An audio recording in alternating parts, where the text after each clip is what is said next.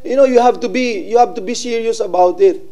And I'm calling Malacanang also, kung gaano tayo kaseryoso dun sa Pogo, maging seryoso naman po tayo dito. Otherwise, tanggalin na natin tong pondo na to because it's a waste of money. It's an awful waste of time, awful waste of money. Kaya ko naman sabihin sa mga kasamahan ko sa Senado na parang walang silbi yung Senate. Kasi ang tagal-tagal na. Taon-taon na lang. Last year, binanggit ko to eh. Last year, binanggit ko, kasama kayo, nandun kayo sa committee hearing na wala nang naniniwala sa Senado, wala na rin naniniwala sa gobyerno na may gagawin pa para i-address itong problema na ito. Because every year na lang, it's getting worse.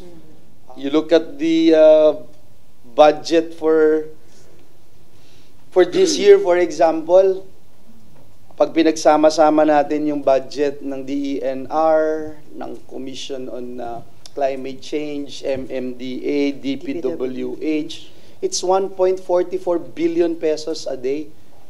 How much is 1.44 billion pesos a day? That's 700 classrooms a day. Can you imagine 700 classrooms a day na papagawa natin instead of putting it into a waste project? Well, sabihin mo sa akin, hindi waste. Sige, prove mo sa akin na hindi waste itong projects. 5,500 yung sinabi ng Pangulo sa SONA. I think he's being misled. I wanted to see those projects completed na sinasabi ng DPWH. Will it help?